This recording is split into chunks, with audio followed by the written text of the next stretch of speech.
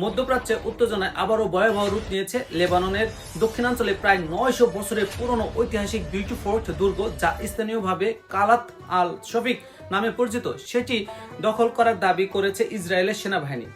এই ঘটনাকে ঘিরে নতুন করে তীব্র হয়ে উঠেছে ইসরায়েল ও হিজবুল্লাহর মধ্যে চলমান সংঘাত। আন্তর্জাতিক গণমাধ্যম দি গার্ডিয়ান জানিয়েছে, এই সাম্প্রতিক সময়ের অন্যতম বড় কৌশলগত অগ্রগতি হিসেবে বিবেচিত হচ্ছে লেবাননের দক্ষিণাঞ্চলে পাহাড়ের চূড়ায় অবস্থিত ওই ঐতিহাসিক দুর্গটি বহু শতাব্দী ধরে কৌশলগত অবস্থানের জন্য গুরুত্বপূর্ণ। ইসরায়েলের বাহিনীর দাবি অনুযায়ী সেখানে ইসরায়েলের পতাকা উত্তোলন করা হয়েছে। গোলানি ব্রিগেড সেখানে অবস্থান নিয়েছে। ভিডিও ফুটেজে দেখা গেছে দুর্গের চারপাশে গোলাবর্ষণ চলছে এবং ধোঁয়াকুণ্ডলী আকাশে উঠছে।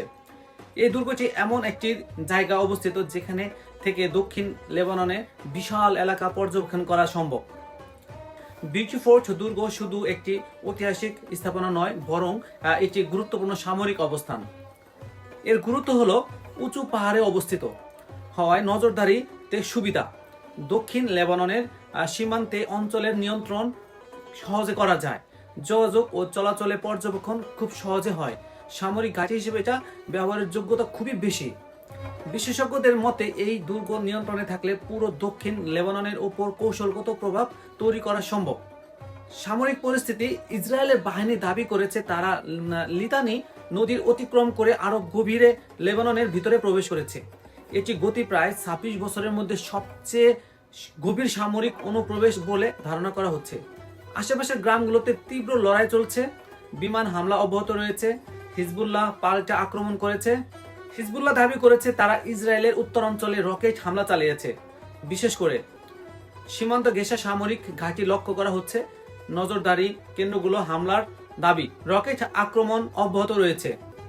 ফলে দুই পক্ষের মধ্যে সংঘর্ষ এখন সীমান্ত ছাড়িয়ে বড় যুদ্ধের রূপ নিচ্ছে। লেবাননের অভ্যন্তরীণ পরিস্থিতি, লেবাননের স্থানীয় প্রশাসন জানিয়েছে দক্ষিণাঞ্চলে বহু গ্রাম ক্ষতিগ্রস্ত হচ্ছে। লেবাননের প্রধানমন্ত্রীর অভিযোগ করেছেন গ্রাম ধ্বংস করা হচ্ছে, সাধারণ মানুষ বাস্তুচ্যুত হচ্ছে, মানুষ নিরাপদ স্থানে সরে যেতে বাধ্য হচ্ছে এবং বহু পরিবার ঘরবাড়ি হারাচ্ছে। যুদ্ধবিরতি ভেঙে পড়ার আশঙ্কা। যদি ইসরায়েল ও হিজবুল্লাহর মধ্যে একটি যুদ্ধবিরতির চেষ্টা হয়েছিল, বাস্তবে তা কার্যকর হয়নি। প্রায় প্রতিদিন হামলা পাল্টা হামলা, সীমান্ত উত্তেজনা বৃদ্ধি, কূটনৈতিক আলোচনা ব্যর্থ হওয়ার আশঙ্কা।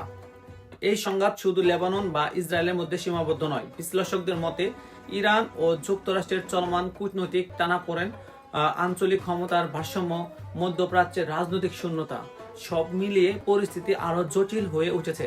কিছু বিশ্লেষক মনে করেছেন বড় শক্তিগুলোর আলোচনা থেমে যাওয়ায় ইসরায়েল সামরিক অভিযান বাড়ানোর সুযোগ নিচ্ছে। ইসরায়েলি বাহিনী এখন নাভাতিয়ে শহরের দিকে অগ্রসর হচ্ছে বলে জানা গেছে। দক্ষিণ লেবাননের অর্থনৈতিক কেন্দ্র এটা, রাজনৈতিকভাবে গুরুত্বপূর্ণ অঞ্চল, প্রতিরোধের প্রতীক হিসেবে পরিচিত এটা। এই শহর ঘিরে ফেলা হলে পুরো অঞ্চলে ভারসাম্য বদলে যেতে পারে। সংঘাতের কারণে মানবিক সংকট বাড়ছে। হাজার হাজার মানুষ, খাদ্য, চিকিৎসা সংকট, নিরাপদ আশ্রয়ের অভাব। আন্তর্জাতিক সংস্থাগুলোর উদ্বেগ প্রকাশ করেছে। লেবানন সরকার জানিয়েছে তারা যুক্তরাষ্ট্রের মধ্যস্থতায় ইসরায়েলের সঙ্গে আলোচনা চালাচ্ছে, তবে তারা বলছে আলোচনা অনিশ্চিত, স্থায়ী সমাধান কঠিন, পরিস্থিতি দ্রুত পরিবর্তনশীল। সব মিলিয়ে লেবাননের বিউটি ফোর্ট দুর্গ দখল নিয়ে ইসরায়েলের দাবির পর মধ্যপ্রাচ্যের পরিস্থিতি আরো উত্তপ্ত হয়ে উঠেছে। কৌশলগত এই দুর্গ দখলকে ঘিরে নতুন করে শুরু হয়েছে ভয়াবহ সংঘর্ষ, যা আঞ্চলিক ও স্থিতিশীলতার জন্য বড় চ্যালেঞ্জ তৈরি করেছে। আমরা নিয়মিতভাবে আপডেট নিয়ে আপনাদের জানাবো। আপনারা দেখছিলেন আজকের আন্তর্জাতিক সংবাদ। ধন্যবাদ।